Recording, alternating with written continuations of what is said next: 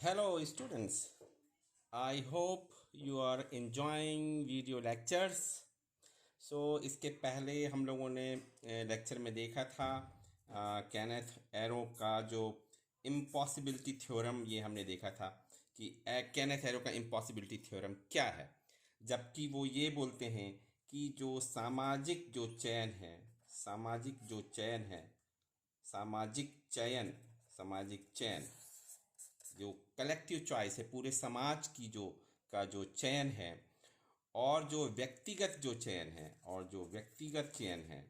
व्यक्तिगत चयन है, इनके बीच में विरोधाभास होता है। यदि हम व्यक्तियों को चयन, इन सिद्धांतों के आधार पर यदि व्यक्तिगत चयन करता है, यदि व्यक्तिगत चयन की पूरी स्वतंत्रताएं रहती हैं और ये फेयर रूल्स रहते हैं उनके चयन के, तो ये जो व्यक्तिगत चयन और सामाजिक चयन में विरोधाभास होता है। इसी चीज़ को असंभावता सिद्धांत या उसका विरोधाभास केनेथ एरो का हम कहते हैं। तो ये हमने पहले पढ़ा था, इन चीज़ों को हम समझ चुके हैं कि ये जो व्यक्तिगत चयन है और सामाजिक जो चयन है किन सिद्धांतों के अंतर्गत होना चाहिए, जिसमें कि डिक्टेटरशिप नहीं होना चाहिए, कोई इम्पोजिशन, बाहर से कोई इम्पोजिशन नहीं होना चाहिए, ये सामूहिक विवेकशीलता, कलेक्टिव रेशनलिटी होना चाहिए, जिसके अंतर्गत हमने कंसिस्टेंसी पढ़ी थी और ट्रांजिटिविटी पढ़ी थी। इसको हमने समझा था इसके पहले लेक्चर में, और उस पर हमने इस पे चर्चा की थी कि ये क्या होता है फ्री फ्रॉम अल्टरनेटिव, जो है इररिलेवेंट अल्टरनेटिव, असंबद्ध विकल्पों से स्वतंत्रता होनी चाहिए जब यदि ये चयन हो रहा है। और ये जो है व्यक्तिगत चुनावों की अनुक्रियाशीलता, responsiveness of the individual preferences. तो ये हमने देखा था कि जो समस्या है इसमें है कि यदि आप जो कलेक्टिव जो है, इन सभी को हमने देखा था, इसके पहले लेक्चर में हमने देखा था कि किस प्रकार से जो है हम जो सोशल जो चयन होगा, जो कि व्यक्तियों के चयन पे निर्भर है, एक की यूटिलिटी पे, दो की यूटिलिटी पे, तीसरे व्यक्ति की, सभी की यूटिलिटी पे, तो ये नहीं होगा। जैसे फर्ज करें मैं आप लोगों को यदि आपसे कहूँ कि अभी जो संकट है, अभी जो इकोनॉमी में जो प्रॉब्लम है, यदि इस इकोनॉमी की प्रॉब्लम को हमको कैसे दूर करना है, इसके लिए आप कुछ जो नीतियां हैं उनको आप अपना चयन बताएं, कुछ अपनी प्रेफरेंसेस बताएं। मैं आप सभी से कहूं कि कुछ हैं, कैसे कुछ ऑल्टरनेटिव है, या जैसे सबसे पहले हमें कौन सी नीति बनाना चाहिए कि हम पहले जो बहुत गरीब हैं रोजगार उनको सबसे पहले दें, मनरेगा में रोजगार देना चाहिए। कुछ राज्यों ने उद्योगों के लिए जो बिजली बिल हैं उनको 50% माफ़ कर दिया है, ये होना चाहिए। या किसानों की फसलों को तत्काल खरीदा जाना चाहिए। और कुछ हो सकता है कि हम सरकार उदार मौद्रिक नीति अपनाएं, या सरकार को अभी अपने जो है सरकार को अपने जो निर्माण कार्यों को गति देना चाहिए, या उद्योगों के लिए जो ऋण है उनको इंटरेस्ट रेट पे छूट देनी चाहिए, या जो स्वास्थ्य उपकरण है उनको जो है उनके उत्पादन को बढ़ाना चाहिए। तो अभी का यदि आप वर्तमान संकट चल रहा है और इतनी सारी, मैं आप बताऊं कि इतनी सारी नीतियां हैं, तो इन नीतियों में से मैं आप लोगों से प्रत्येक से यदि ये कहूं कि आप इसको एक प्राथमिकता दीजिए, आप अपना एक प्रेफरेंस बनाइए और सबको 1 2 3 4 नंबर दीजिए कि जैसे गरीबों को रोजगार देना है तो 1, उद्योगों को यदि छूट देना है 2, किसानों की जो है उत्पादों को तत्काल खरीदा जाए 3। तो इस प्रकार से यदि मैं 1 2 3 4 प्रेफरेंस आपको देने के लिए कहूं तो आप सभी का प्रेफरेंस अलग अलग होगा। और इन नियमों के तहत यदि आपको कोई ये कंसिस्टेंसी और ट्रांजिटिविटी का नियम हो और ये सारे पांचों नियम के अंतर्गत पालन हो, तो आप में से किसी का भी जो प्रेफरेंस है वो प्रेफरेंस एक दूसरे का मिले जो है मैच नहीं होगा। और उसमें ये हो जाएगा कि जब हम सामाजिक चयन करेंगे कि कौन सी नीति पहले अपनानी चाहिए, तो उसमें विरोधाभास आ जाएगा। ये सरल बात को इन्होंने कहा कि व्यक्ति जो अपनी पसंदगी बताने के लिए स्वतंत्र है, आपके प्रेफरेंस पे कोई दबाव नहीं है और आप स्वतंत्र रूप से अपना प्रेफरेंस बता सकते हैं। तो हर किसी की अपनी अपनी लाइकिंग होगी, हर किसी का अपना प्रेफरेंस होगा, और इस प्रकार से यदि हर किसी को स्वतंत्रता है तो उसके आधार पे हम जो है जो सामूहिक रूप से जो है हम सोशल जो चयन है, एक सामूहिक चयन करें कि इससे इंटीग्रेट, इससे एग्रीगेट यानी इन सभी का जोड़, इन सभी की जो उपयोगिताओं का, इन सभी के प्रेफरेंसेस का, इन सभी के वेलफेयर का जो जोड़ है वही सामाजिक चयन है। हम व्यक्तियों के सामूहिक चयन से व्यक्तियों के जो है प्रोडक्शन, जो यूटिलिटी प्रोडक्शन फंक्शन है, उससे हम सोसाइटी का यूटिलिटी फंक्शन बनाते हैं। तो इसमें विरोधाभास होता है यदि इन नियमों के अंतर्गत करें। ये बात केनेथ एरो कहते हैं। इसी बात को हम एक उदाहरण के रूप में देखते हैं। यदि मान लीजिए मैं आपसे कहूं कि तीन तीन लोग हैं, तीन लोगों का नाम ले लेते हैं हम लोग, आप में से ही लेते हैं। युवराज, धनंजय और विनीत, तीन लोग हैं। इन तीनों को रैंकिंग देना है। तीन जो हमने नीतियां बनाई, तीन नीतियों को अपनी रैंकिंग देना है। X Y Z, X Y Z तीन नीति हैं। इसमें आपको प्रेफरेंस देना है 1, 2, 3 के आधार पे। कौन सी नीति होनी चाहिए, किसको आप पहले नंबर पे रखेंगे, किसको दूसरे नंबर पे रखेंगे, ये नीतियां आपको बतानी है।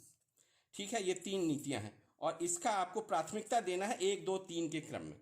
तो किस प्रकार से यदि आप प्राथमिकता दे रहे हैं, यदि मान लीजिए इस प्रकार से प्राथमिकता है, आपने दिया ये 1, 2, 3, युवराज ने 1, 2, 3 दिया। ये एक्स वाई जेड तीन पॉलिसी है, तीनों को प्राथमिकता 1, 2, 3 के क्रम में देना है, ऐसा दिया। धनंजय ने प्राथमिकता दी 3, 1, 2 इस क्रम में प्राथमिकता दी। एक्स वाई जेड को हमको 1, 2, 3 के रूप में प्राथमिकता देनी है, प्रेफरेंसेस।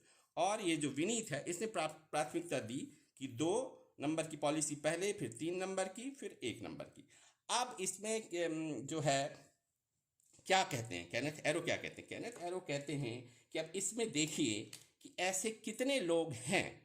इसे ध्यान से समझने की ज़रूरत है और बहुत सरल बात केनेथ एरो कह रहे हैं। ये कह रहे हैं इसमें कितने लोग हैं जो ये जो एक्स वाई जेड जो नीति है, इसमें आप वो जो है y के ऊपर x को कितने लोग प्रेफर कर रहे हैं y की तुलना में। अभी हमको विचार करना है x को कितने लोग प्रेफर कर रहे हैं, x नीति को कितने लोग प्रेफर कर रहे हैं y की तुलना में। तो आप देखते हैं कि ये है, ये एक है, ये 1, एक ये चाह रहा है और ये युवराज चाह रहे हैं x को प्रेफरेंस दे रहे हैं y की तुलना में, 1 इज ग्रेटर देन 2।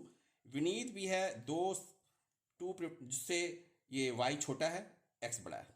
तो ये 2 हुआ, ये 2 आ गए, 2 चैन हमारे पास आ गए। आप जानते हैं केनेथ एरो ने कहा था कि कम से कम ये जो सिद्धांत है, असंभावता प्रमेय है, ये लागू होगा कम से कम 2 व्यक्ति, 2 लोग होना चाहिए और कम से कम 3 विकल्प होना चाहिए। तो हमारे पास 3 विकल्प है, 2 की जगह हमने 3 व्यक्ति ले लिए हैं। तो ये और कम से कम 3 होना चाहिए और कितने भी हो सकते हैं। तो अब यहाँ पे देखिए कि y की तुलना में x को प्रेफर कर रहे हैं 2 लोग। ठीक है, अब देखिए कि जो है आपका z की तुलना में y को कितने लोग प्रेफर कर रहे हैं, z की तुलना में y को कितने लोग प्रेफर कर रहे हैं। ठीक है, ये देखिए यहाँ पर एक ये है, ये प्रेफर कर रहा है 1 और ये युवराज प्रेफर कर रहा है, धनंजय भी प्रेफर कर रहा है 1 इज ग्रेटर देन 2। ये प्रेफरेंस हो गया। ठीक है, यहाँ भी 2 प्रेफरेंस हो गया। यानी एक्स जो ऑप्शन है, एक्स जो पॉलिसी है, एक्स पॉलिसी को भी जो है 2 लोग कर रहे हैं, युवराज और विनीत 2 लोग। y is greater than z, ये भी 2 लोग कर रहे हैं, ये युवराज और धनंजय 2 लोग कर रहे हैं। ठीक है ना, y को 2 लोग कर रहे हैं। इसका मतलब है x y से ज़्यादा है, y z से ज़्यादा है। इसका मतलब कि x z से ज़्यादा है। ये ट्रांजिटिविटी रूल है, ट्रांजिटिविटी रूल है कि x z से बड़ा है। हमने पढ़ा था x is greater than y greater than z, इसका मतलब है कि x is also greater than z। तो यहाँ पर x ग्रेटर देन z है। ठीक है ना, पर यहाँ पे आप देखिए कि अब क्या जो विरोधाभास क्या हो रहा है, जिसको कि केनेथ एरो बोल रहे हैं, केनेथ हो रहे हैं। अब ऐसे यहाँ पर और भी आपको कॉम्बिनेशन मिल रहे हैं, 2 कॉम्बिनेशन ऐसे मिल रहे हैं जहाँ पर कि z को ज़्यादा पसंद किया जा रहा है x की तुलना में। ये कंसिस्टेंस, ये जो ट्रांजिटिविटी रूल है, ये वायलेट हो रहा है। z को पसंद किया जा रहा है x की तुलना में। कहाँ पे हो रहा है ऐसा, ये देखिए, ये यहाँ पर। ठीक है, और ये एक यहाँ पर z को पसंद किया जा रहा है ज़्यादा। ठीक है ना, ये ज़्यादा पसंद किया जा रहा है। तो इस तरीके से यदि आप देखें तो यहाँ पे ये नियम, यानी ये जो व्यक्तिगत जो चुनाव हैं, इससे सामूहिक चुनाव नहीं हो पा रहे। अब यहाँ पे ये रूल वायलेट हो जा रहा है, ट्रांजिटिविटी का रूल वायलेट हो जा रहा है, और यहाँ पे ये भी आ जा रहा है, यानी ऐसा नहीं हो सकता कि x is greater than y और ग्रेटर देन z। तो ऐसा है कि x is greater than z है, और यहाँ पे ये बता रहा है कि z is greater than x। ये हमारा जो फेयर जो वोटिंग पैटर्न है, जिसके हम स्वतंत्रता पूर्वक जो चयन करना है, फेयर पैटर्न के जो 5 रूल हैं, इनको नहीं पूरा करता है। इसीलिए केनेथ एरो इसी को अपना कहते हैं विरोधाभास या असंभावता। असंभावता क्या है? इम्पॉसिबिलिटी क्या है? इम्पॉसिबिलिटी है कि व्यक्तिगत लोग जो अपने चुनाव कर रहे हैं, व्यक्तिगत लोग जो चुनाव कर रहे हैं, उससे सामूहिक चयन को निकालना असंभव है।